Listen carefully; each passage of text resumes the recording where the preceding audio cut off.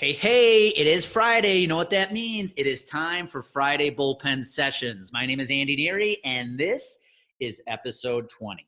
Before we dive into today's episode, I just want to give a quick shout out to our sponsor, APN Consulting. Listen, if you own a small business, you are in a position to drive revenue for a small business, or you just run a team within a small business. Your message for your target audience, whether it's your teammates or your target prospect, has to be better. And you need a better plan with all this noise out there to share your message far and wide. But most importantly, you have to master the habits and rituals every single day to make sure you are working on the right things. You're working on your priorities every single day. That's how your business is going to grow. If you need help, reach out to APN Consulting to help you clarify your message, to help you create massive awareness for that message, but most importantly, to make sure you are doing the right things every single day and every single week. All right, back to the episode. Today, I want to talk to you about scaling your business. Now, you might be sitting there going, Andy, that's a really odd conversation to be having right now. We're in the middle of a pandemic. We're being told a recession's right around the corner. Why in the world would I want to be thinking about scale when I'm just trying to survive? If you're in that spot right now, listen, I get it. Most of us are.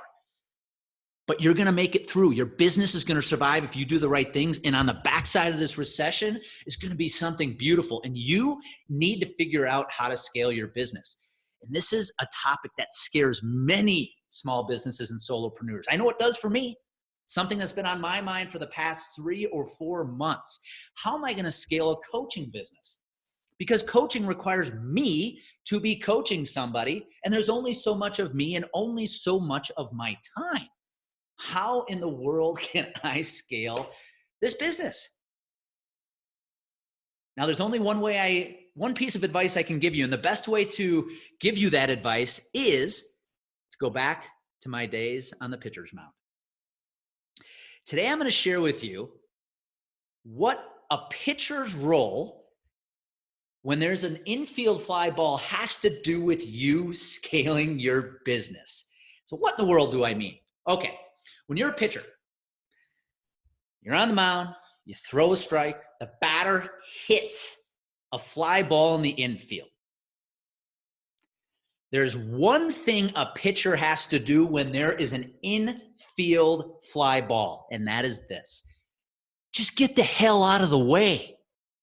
I know that sounds counterintuitive, but it's the truth.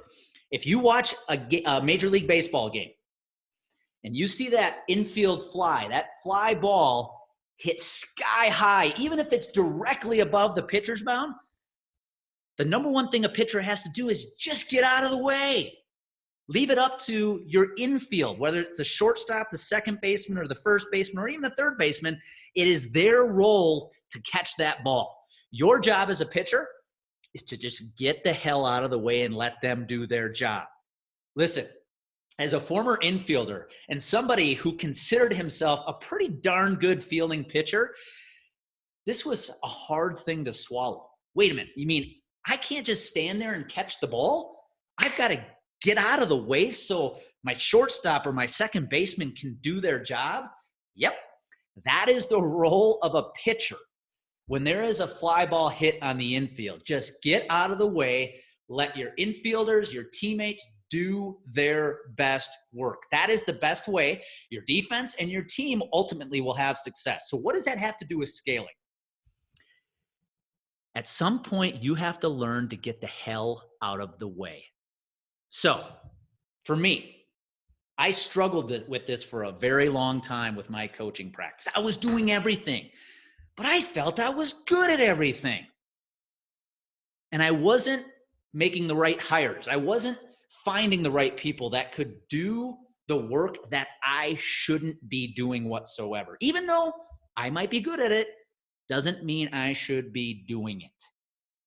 So what did I do to start scaling my business? Number one, I hired a virtual assistant.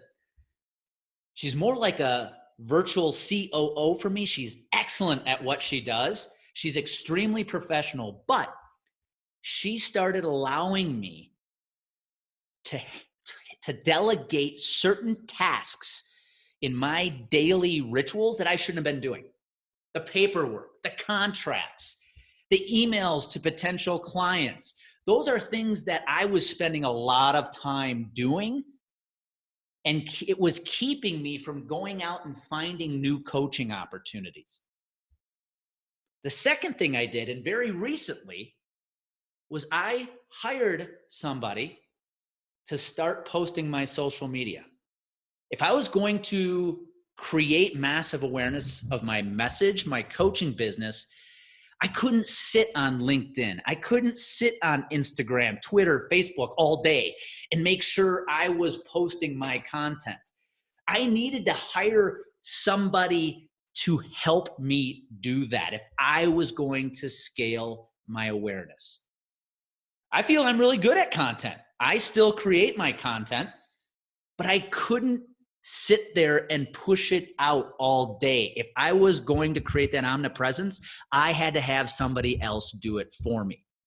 And right there, just in those two hires, with a virtual COO, a virtual assistant, and hiring somebody who is unbelievable at social media to take those tasks off my plate, has freed up more time for me to coach, to take on more clients, and ultimately scale my business. So my advice for you today is this. If you are a small business owner, right now it might be just you, or you're trying to grow a team, you're trying to grow your sales, but you're finding yourself taking on certain tasks that you should really be delegating. My advice to you is this: get the hell out of the way. Find the people that love those tasks. Find the people that can take those tasks off your plate so you can do what you do best, whether it's growing the business, selling, running a team. You need to start delegating. You need to start hiring out. You need to start building that team around you so that you can scale that business. Just like a pitcher, when that ball was hit sky high in the air above the infield, don't think you can do it all by yourself. You need to get out of the way and let your team do its best work. So that's my advice today for you. Again, I know it's a bizarre conversation to be having in the middle of a pandemic and right before a recession, but better days are ahead. You are going to get a chance to scale your business, and there's going to be a lot of important decisions you need to make. And if you think you can do it all yourself, you're in a lot of trouble. So let the ego go, start delegating, start finding those people who are excellent at those certain tasks that you shouldn't be doing. And I promise you, you will grow faster. You will get more time to do what you love, and it's going to let you scale your business well into the future. So take action today. Go find those resources you need to grow your business, and your bottom line and the future growth of your business will be happy you did. And last but certainly not least, if you haven't subscribed to the Bullpen Session podcast, please go to Apple, go to Spotify, subscribe. And if you think the content is worth it, I would love for you to give it a 5-star rating. And please, please, please share this content or share this podcast with somebody you know would find it beneficial. Until next week, remember, where confidence and clarity collide, action happens. Go make it happen. Take care.